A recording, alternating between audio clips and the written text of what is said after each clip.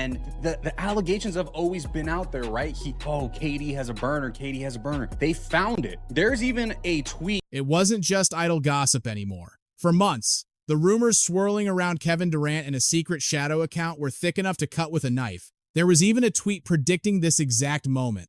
But now, this isn't just a controversy.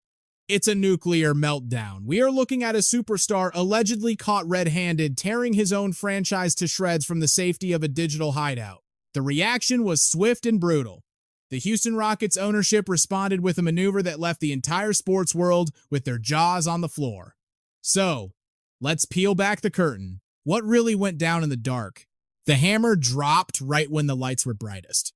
During the 2026 NBA All-Star Weekend, screenshots from an alleged Durant burner account tagged as AG-Thigh7 started flooding X. These weren't just public tweets, folks. These screenshots were leaking straight from the inner sanctum private group chats exposed for the world to see. The venom in those messages? It was personal. The account was absolutely torching players on the Houston Rockets roster, ripping into former teammates, blasting coaches, and taking aim at other NBA icons. And the timing? You couldn't script a worse disaster. This grenade exploded right before the All-Star Game tip-off. But let's be real for a second. This isn't our first rodeo with KD. Kevin Durant and burner accounts go together like peanut butter and jelly. It's the worst-kept secret in professional sports. He knows we know. We know he knows we know. The man has literally looked into the camera and confessed to it multiple times. It's part of the brand at this point. Rewind to 2017, Durant accidentally tweets from his main verified account, defending his exit from Oklahoma City, but he's talking about himself in the third person. He was trashing the Thunder organization, throwing head coach Billy Donovan under the bus, and taking shots at his old running mate, Russell Westbrook. He forgot to log out. Simple as that. The internet went undefeated that day. Joel Embiid and half the league roasted him for weeks. It was a PR nightmare, but also hilarious. Fast forward to 2019 on ESPN's The Boardroom. Durant looks everyone in the eye and admits he creates these secret profiles just to feel like a normal guy talking trash with friends. He claimed it was about holding on to a slice of a normal life. Then, in 2020, on the All the Smoke podcast, he doubled down on the strategy. He didn't back off. He told Matt Barnes and Steven Jackson straight up, I'm still going to do the burner thing. No shame in his game. He was candid about it. He basically said, yeah, I do it. Why? Because I wanted to be stealth mode. I didn't want anyone to know it was me. That is the entire point of a burner account, right? That was Durant, on video, breaking down the psychology of his digital alter egos. He wasn't hiding the habit. He told the world he wanted to move in silence. Honestly, if you're still shocked by the method, you haven't been paying attention. If you question the tactic, well, that's on you. Why not get the truth straight from the source if you're that curious? He gave us the blueprint years ago. So, the existence of the account, that's old news. That's been part of the KD lore for nearly a decade. Nobody flinched at the fact that he had one. The shock value came from the ammunition used this time. The leaked messages showed this account ruthlessly dissecting Jabari Smith Jr. We're talking about brutal critiques saying the kid couldn't buy a bucket or get a stop to save his life. They called him a lost cause and, low-key, a complete disaster on the floor. These aren't paraphrases. These are direct, uncut quotes from the screenshots that set social media on fire. It got uglier. The messages turned on Alperen Şengün, the franchise center, claiming he can't shoot, can't defend, and that his flaws were a massive anchor dragging the team down worse than the turnovers. Another message was just pure apathy, reading, I don't give a damn if he turns the ball over with this terrible team. Just zero respect for the squad. A YouTuber covering the drama in real time broke down the forensics, highlighting exactly how deep the betrayal went with those Rockets teammates. He pointed out a specific screenshot where the account calls out Alperen Şengün, his current teammate, mocking a play call. The text read, Coach called that play to pass to Alpi, followed by a laughing emoji. Total mockery. And that was just the appetizer. The account circled back to Jabari Smith with zero mercy. Jabari Smith can't make an effing shot or get a stop. Just don't give him a tech free throw, to be honest. That is cold. But the rampage didn't stop at the Houston locker room door. The scope of the attacks was league-wide. The account was spraying fire at legends Stephen Curry, Devin Booker, Steve Kerr, Kyrie Irving, Luka Doncic, Nikola Jokic, and Ben Simmons. No one was safe. One message took a swipe at Steve Kerr, claiming the man hasn't drawn up a single play or suggested anything useful, yet somehow stumbled into 3 championships. Another jab at Curry was ruthless. If you don't set screens and pass up open shots for Steph, you're getting waived. Then it pivoted to call Devin Booker and Frank Vogel 2 dictators. It painted a picture of a fractured culture in Phoenix, saying, "The Suns were my team when we lose, but Book's team when we win." The bitterness was palpable. That line about Steve Kerr being a clueless 3-time champ, that came from the exact same batch of leaked group chats. Here is the kicker.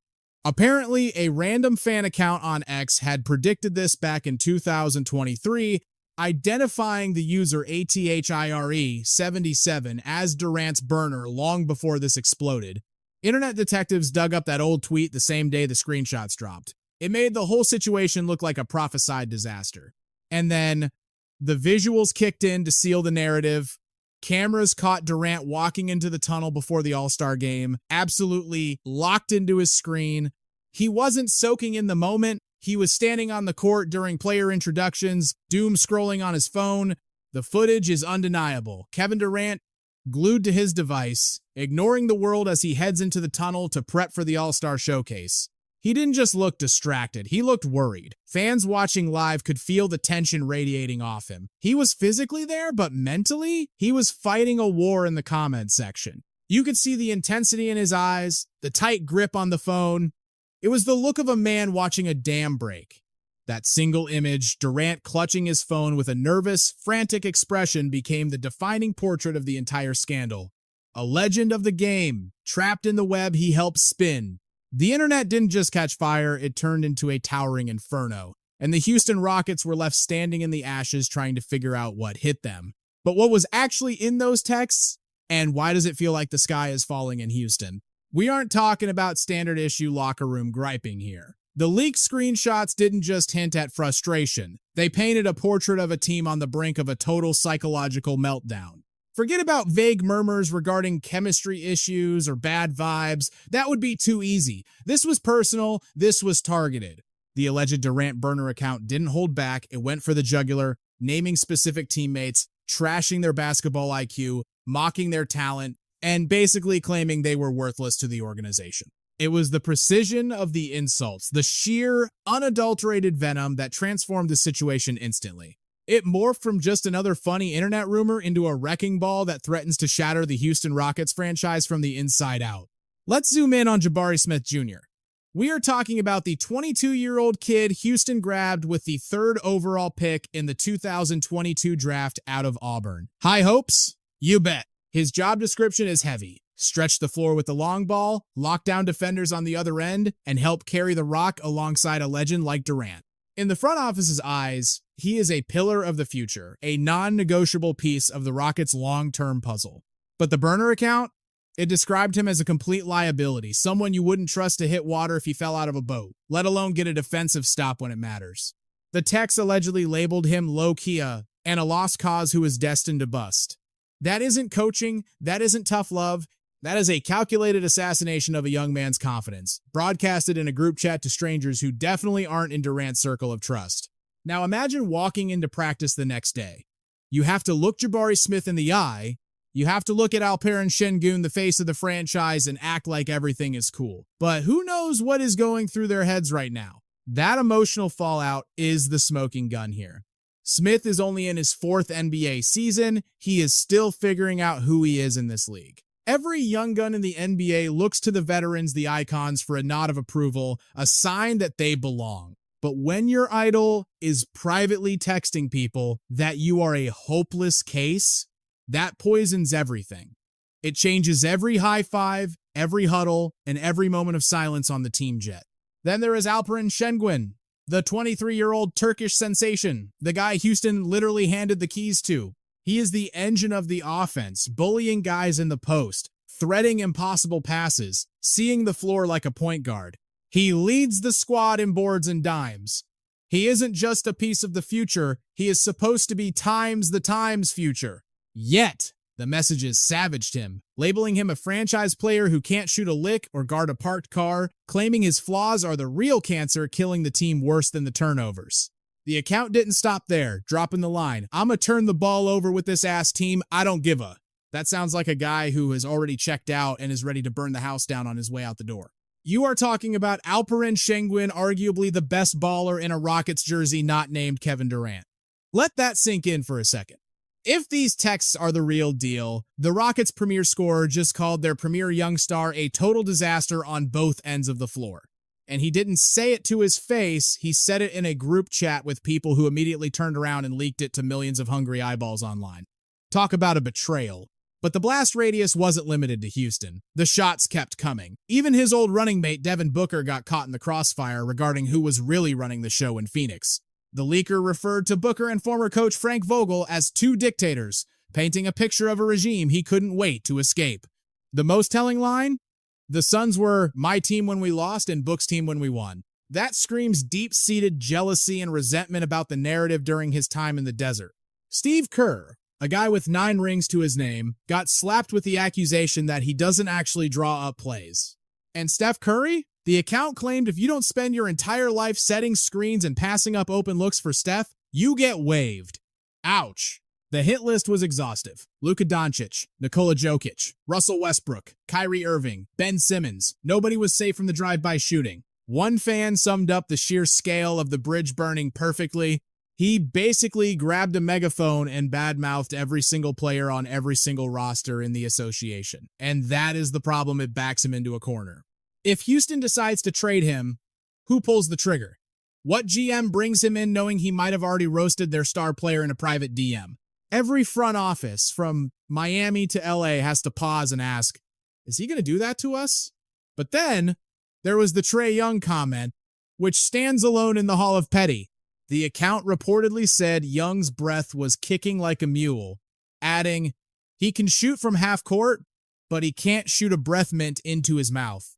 That is just nasty work. It's petty, it's personal, and honestly, it's completely unnecessary. It had zero to do with pick and rolls or defense. It was just mean-spirited high school drama. But strangely, that random, bizarre detail is exactly why so many fans think this is legit.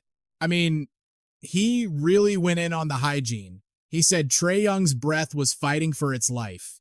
Can drain a 3 from the logo, but can't find a tic-tac to save his soul. You almost have to laugh at the absurdity of it.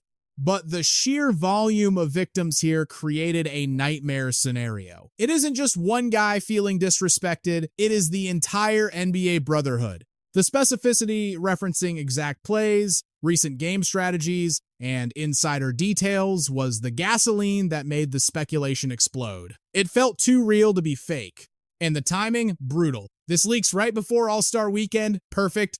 So now, Durant allegedly has to stroll into the locker room and sit shoulder to shoulder with the very guys he was trashing behind their backs. Staring face to face with dudes he called trash. Wondering, do they know? Did they see the tweet? That tension right there, that is the real damage. Words are wind. But broken trust leaves a scar that never fades. Imagine the scene inside that locker room. Absolute silence. Kevin Durant has to walk back into the Toyota Center, push open those double doors, and look, his teammates dead in the eye, the same guys he allegedly called a lost cause and a franchise cornerstone who can't shoot or guard a parked car. And you know what makes it worse? Those teammates have to stare right back at him, knowing exactly what was said behind their backs. It's awkward, it's messy, and it's the kind of tension you can cut with a knife. But this isn't just about hurt feelings in the locker room. This is a full-blown crisis for the man at the very top, Tillman Fertitta. The Houston Rockets didn't sign up for a reality TV drama. This is a franchise that Kevin Durant joined to win rings, not to implode from the inside out with petty social media beefs. You have to understand the stakes here. This organization spent years in the gutter, tanking seasons, eating losses, and hoarding draft picks like gold bars, all to pull the trigger on the biggest trade in NBA history to land Durant as the final piece of the puzzle. And make no mistake, owner Tillman Fertitta didn't just watch it happen. He signed the check. He greenlit the whole operation. Now, the very guy he bet the entire farm on, the supposed savior, is the one threatening to burn the whole house down before they even get to the playoffs. To really get why this stings Fertitta so personally, you can't just look at his bank account. You have to understand the man's DNA and what owning the Rockets actually means to him. Fertitta isn't old money. He was born in Galveston, Texas, back in 1957. While other kids were playing ball, he was in his dad's seafood joint at 12 years old, peeling shrimp until his hands were raw. That grit paid off. He built Landry's Incorporated from the ground up. We're talking about taking a 2-location seafood chain and turning it into a hospitality juggernaut with annual revenues smashing past $4 billion. Rainforest Cafe, Joe's Crab Shack, Golden Nugget Casinos, hotels, you name it. The man is sitting on a net worth north of $10 billion. That is not luck. That is pure hustle. He is not some absentee owner sipping champagne in a luxury box once a year. He is a grinder, a hands-on operator who will fly to a property just to make sure the napkins are folded correctly. He obsesses over the details, and the Rockets, they were his white whale. He tried to buy the team multiple times. Back in 1983, he scraped together enough for a 3% minority stake just to get his foot in the door. In 1993, he slapped $81 million on the table to buy the team outright, but he lost. Leslie Alexander came in with $85 million, and Fertitta had to wait on the sidelines for 24 agonizing years. When Alexander finally put the team up for sale in 2017, Fertitta wasn't losing again. He bought the Rockets for a then-record $2.2 billion, financing the deal by selling $1.4 to $2 billion in bonds backed by his own empire. He leveraged his life's work for this team. He called it a lifelong goal. That's not business, that's personal. He wanted a coach with vision, someone who could look at a raw roster and say, I've got 6 guys here I can really mold into killers. All 6 of these people have a chance to be an all-star in this league. That clip, that is exactly how Fertitta talks about his squad. He's not just an owner, he's a believer. He is deeply invested in these kids. He believes in the young core, the culture, and the sweat equity they've put in. He believes in the direction for one simple reason. It is time to win. He's been clear he doesn't want to be one of those perpetual rebuilding teams stuck in the mud for 8 years. He is done with wait and see. He does not want to rebuild again. Period. He has gone on record saying rebuilding is not in his DNA. He's a shark. If he's not moving forward, he's dying. The roster he assembled screams urgency.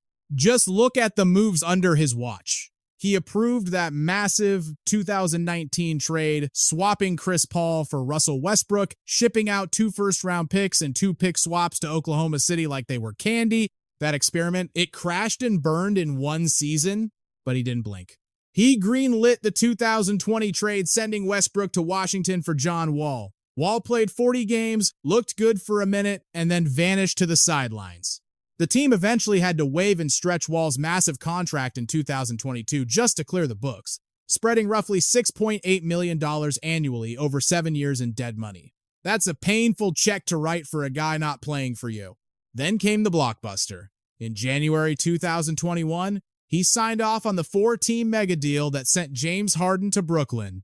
In return, 3 unprotected first-round picks and 4 pick swaps, the war chest that fueled the entire rebuild. And look what those picks became. Jalen Green, Jabari Smith Jr., Amen Thompson, and Reed Shepherd. That is a terrifying amount of young talent. The Rockets didn't stop there. They went out and signed a general in Fred VanVleet in 2023 and traded for the villain everyone loves to hate, Dillon Brooks. They drafted the Wizard, Alperen Şengün. Under coach Ime Udoka, they built a young, athletic, defensive monster of a team. And then, in July 2025, they pushed all their chips into the middle of the table. The move that was supposed to change everything, the Kevin Durant trade on July 6th, 2025. A historic 17-team deal involving 13 players and a mountain of draft picks. It was absolute chaos. Houston sent their golden boy, Jalen Green, Dillon Brooks, the number 10 pick in the 2025 draft, and several second-rounders straight to Phoenix. It was a logistical nightmare involving Atlanta, Brooklyn, Golden State, the Lakers, and Minnesota just to make the money work. It was the first 7-team trade in the history of the NBA. Let that sink in. The complexity alone is mind-boggling. The Rockets gutted their depth. They gave up their best young scoring guard, their toughest perimeter defender, and their future draft capital, all for a 36-year-old assassin who they believed was the difference between a first-round exit and a championship parade. They doubled down. On October 19th, 2025, Durant inked a 2-year, $90 million veteran extension. That deal locked him in through the 2026-27 season with a player option. We are talking an average annual value of $45 million. The contract was laced with incentives tied to all-star appearances and playoff runs. They were paying for greatness. Fertitta was now financially married to Kevin Durant at the highest possible level. And honestly, it looked genius. The Rockets hit the 2026 All-Star break at 32-24, sitting pretty at 6th in the West. Durant was cooking, averaging 27.8 points, 6.7 boards, and 4.2 assists while shooting 52% from the field. He was still the Slim Reaper. They had a 4-game winning streak rolling into the break. The vibes were immaculate. They were a legitimate threat. Everything was tracking perfectly toward a deep run, and then the bomb dropped. The Burner account screenshots hit the timeline. In an instant, everything Fertitta invested the trade assets. The $90 million, the years of suffering, the young core he bragged about was put in jeopardy by a few tweets. Everything they built was suddenly on the line, threatening to crumble all because of some Burner account leaking screenshots from a group chat. The superstar they mortgaged the future to acquire was now actively torching the rookies he was supposed to mentor. So the question hanging over Houston is explosive. Can the Rockets actually pull the trigger and waive Kevin Durant? Before we decide if the owner has the guts to cut an NBA icon, we need to break down the cold, hard reality of what that move actually looks like. We're talking about the collective bargaining agreement, the rulebook that keeps owners up at night, and why dumping a player with this kind of paycheck is basically financial suicide. Here's the playbook. Under the NBA's current deal, the waiver process is the nuclear option. It allows a team to rip up a contract and effectively fire the player into the abyss. But he doesn't just vanish. Once waived, he hits the wire for 48 tense hours. In that window, any other franchise can swoop in, claim him, and inherit the rest of his massive contract. If the league passes, if nobody bites, he clears waivers. Then, he becomes an unrestricted free agent, free to sign with your biggest rival for pennies on the dollar. On the surface, it sounds clean. Just cut ties and move on, right? Wrong. The problem isn't the roster spot. The problem is the mountain of cash involved. In the NBA, guaranteed means guaranteed. Waiving a guy doesn't mean you stop writing checks. The team is still on the hook for every single cent left on that deal. And here's the kicker, it's dead money. It sits on your salary cap like a tombstone. You cut a guy making $45 million? Congratulations. That $45 million is still clogging up your books. You are literally paying a superstar to sit on his couch, or worse, play for someone else while his ghost haunts your ability to sign anyone new. It is the ultimate lose-lose scenario. You lose the talent, you lose the roster flexibility, but you keep the massive bill. It's like paying the mortgage on a house that burned down. Now, is there a life raft? Sort of. It's called the stretch provision, a little loophole designed to soften the blow so GMs don't completely lose their minds. If you cut a guy between July 1st and August 31st, you can take that remaining money and spread it out. The formula is simple but painful. Take the remaining years, double it, add 1. Let's do the math. Say a player has 2 years and $90 million left on his deal. You stretch that, and suddenly, you're spreading the cap hit over 5 long years. Instead of a massive hit now, it's an $18 million bleeding wound every season for half a decade. Less immediate pain? Sure, but a much longer recovery. But remember, there's a catch. This magic trick only works during that specific summer window in the offseason. You try to waive someone mid-season? No mercy. You eat the full cap hit immediately. Now, let's bring this back to the man of the hour, Kevin Durant.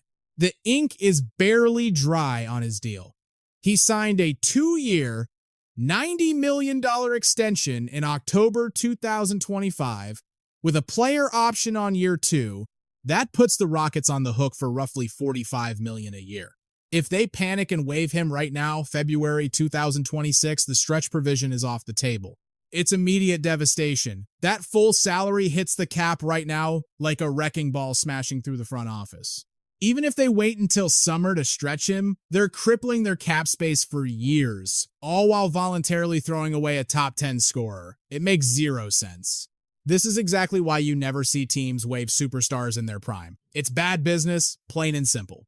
Unlike trades, where you get hope picks, young prospects, cap relief, a waiver yields nothing. You get an empty locker and a headache, and that's it. The money is gone. The competitive loss is total, and you've just hung a giant neon sign over your arena that tells the rest of the league, we have no idea what we're doing. Look at the history books. This kind of move is incredibly rare, and the context matters. Sure, the Rockets stretched John Wall back in 2022, eating about $6.8 million a year for 7 years. But Wall was damaged goods. He'd been sitting on the bench for a full season by mutual agreement. His contract was already an anchor dragging the team down. Or look at the Lakers with Luol Deng in 2018. They swallowed $36 million over 5 years, but that was a desperate move to clear the deck for LeBron James. The Thunder stretched Kemba Walker. The Wizards waived Chris Paul after a trade. But notice a pattern here. Every single one of those guys was hurt, washed up, or clearly on the decline. They weren't franchise cornerstones anymore. No one in the history of this league has ever waived a healthy, max contract all-star who is still getting buckets. It's unprecedented, and make no mistake, KD is still elite. Through 56 games, the man is a machine. Averaging 27.8 points a night on 52% shooting. He just walked into his 15th all-star game. He isn't just good for his age. He is still one of the most lethal offensive weapons on the planet. Waiving him burns $90 million, decapitates your offense, and tells every future free agent, don't come here, we're a circus. And here's the twisted part. KD is so good that nobody cares about the drama. If he hit the market tomorrow, every GM from Miami to Los Angeles would be sprinting to his agent's office with a contract in hand. That's the paradox. He's too toxic for the locker room, but way too valuable to cut loose. It's a standoff. The league would feast on him if he was free, but Houston gains absolutely nothing by serving him up on a silver platter. If Houston decides to trade him this summer, the phone lines will melt. Every contender in the league will be lining up. Trading him isn't just smart. It's the only move that doesn't involve setting your franchise on fire. You trade him, you get assets, picks, prospects, salary relief. You turn a disaster into a rebuild. You waive him, and all you get is a giant hole in your wallet and a permanent scar on your reputation. So let's be real. The Rockets are almost certainly not going to waive Kevin Durant. The rules make it a financial death sentence. Strategically, it's pointless. Competitively, it's suicide. The drama is real, but the business of basketball says he stays at least until they can sell him to the highest bidder.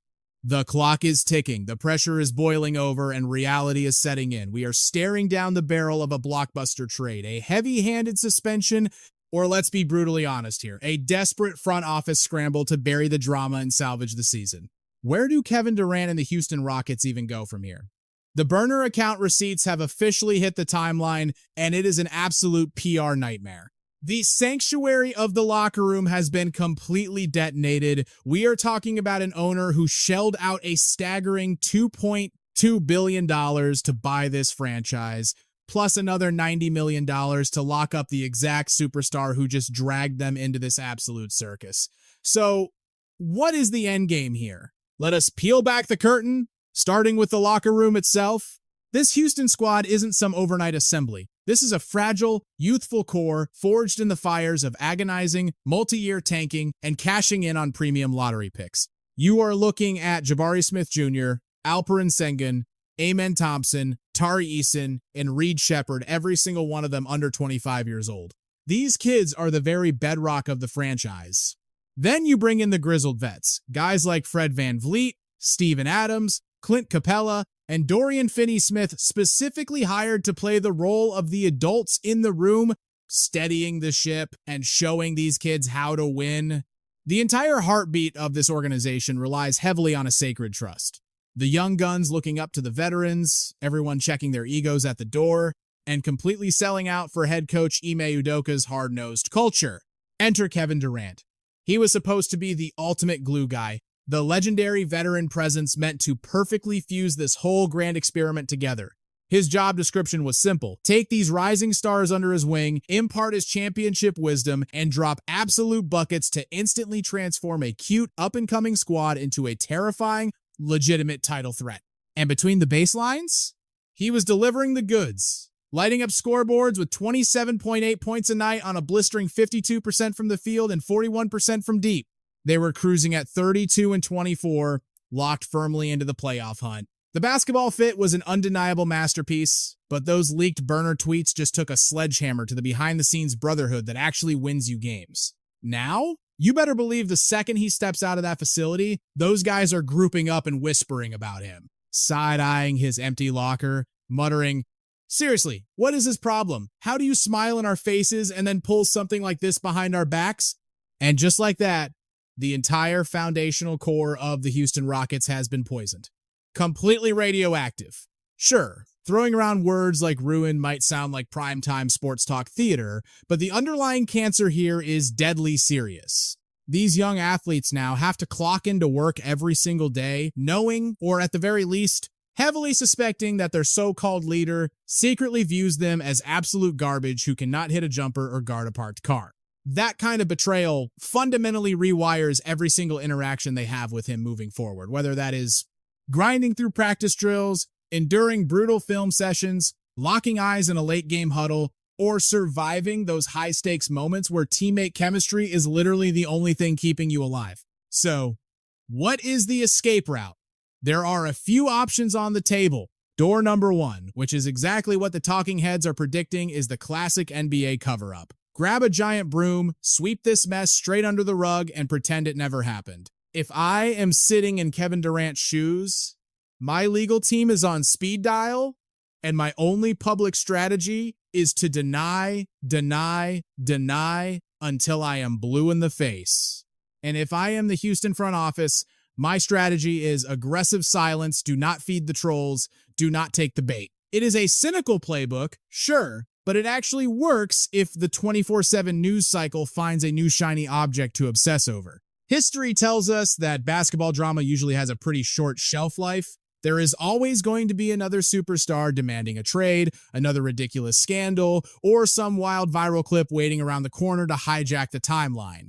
If KD and the Houston Brass simply refuse to feed the beast and starve the media of any juicy sound bites, this fire might just suffocate and burn itself out in a matter of a week or two. The golden rule of PR disasters: if nobody touches the hot stove, people eventually forget it was ever burning. This is honestly one of those internet frenzies where give it 14 days, and it is old news. Hell, by the time the ball tips off this time next weekend, the fans will probably have moved on to hating somebody else. But here is the fatal flaw in that logic. Playing deaf, dumb, and blind only works if you expect the young guys in that locker room to suffer amnesia too. And good luck pitching that to them. We are talking about 22 and 23-year-old guys scrolling the exact same social media feeds as the rest of us, reading in real time that their future Hall of Fame teammate reportedly thinks they are complete and utter trash. Slapping on a fake smile for the cameras is easy. Forgiving that kind of massive disrespect behind closed doors, that is a totally different ballgame. Which brings us to the second, far more explosive path: a blockbuster trade. If the bridge is completely burnt to ashes and the vibes are genuinely unfixable, Houston might be forced to cut bait and aggressively shop their superstar the second the offseason begins. Make no mistake, the man's on-court resume is still absolute gold on the trade market. You are looking at a 14-time All-Star boasting 2 Finals MVP trophies, 2 championship rings, and a regular season MVP hardware collection. His career numbers are the stuff of video games: 27.3 points, 7.0 rebounds, and 4.4 assists, while casually posting 50, 39, and 88 shooting splits.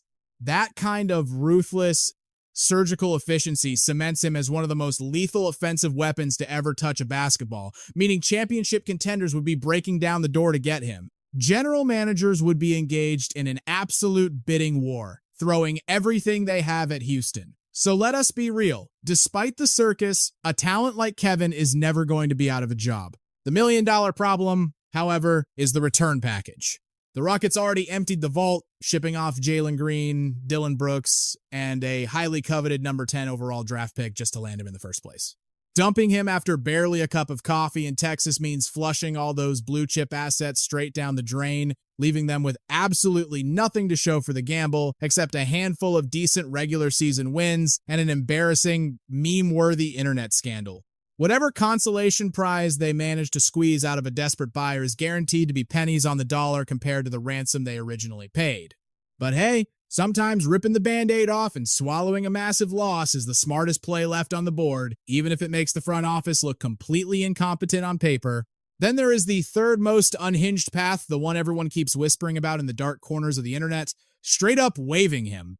Let's run those nightmare numbers again. Tossing Durant to the curb means eating an eye-watering $90 million in dead cap space for a guy sitting on his couch, yielding zero return assets, and violently throwing the franchise straight back into the dark ages for the next half-decade. No front office in the history of professional basketball has ever had the audacity to outright cut an active, performing superstar carrying a financial burden. This absurd. It is the ultimate push the red button nuclear option, and you only drop a nuke when you are facing total annihilation.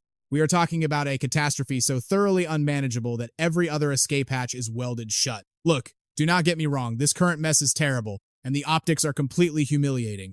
It has blown a massive crater right in the middle of a once unified squad that was finally starting to figure out how to win basketball games. But let's pump the brakes. A bruised ego and some locker room tension does not justify setting $90 million on fire just to prove a point. But wait, hold on, because there is one final crazy twist to this entire saga. There is a growing faction of internet sleuths who are not entirely convinced KD is actually the guy behind the keyboard this time. If you dig into the syntax, the slang, and the sheer sloppiness of it all, these new posts just don't match the surgical, hyper-specific clapbacks we saw during his legendary burner run of the past. But here is the jagged little pill we all have to swallow. Are we 100% certain this is actually Kevin Durant? Because frankly, the identity is still murky, and the doubt is creeping in. We are deep in the weeds of internet forensics now, dissecting sentence structures like it is a federal investigation, but when you stack this against the greatest hits of his burner past, the math just does not add up. I mean, look at the vocab. You catch phrases like Honorable Hooper, which sounds less like an NBA legend and more like a bad anime character, and then you have the absolute unbridled aggression in the tone. It is miles away from the calculated third-person defense of the infamous 2017 scandal. That was strategy. This is just reckless noise. Huge thanks for stepping into the arena with us. If you live for this kind of high-stakes drama, do not bench yourself now. Smash one of those boxes lighting up your screen to keep the adrenaline pumping. We have got way more heat coming your way. Do not blink.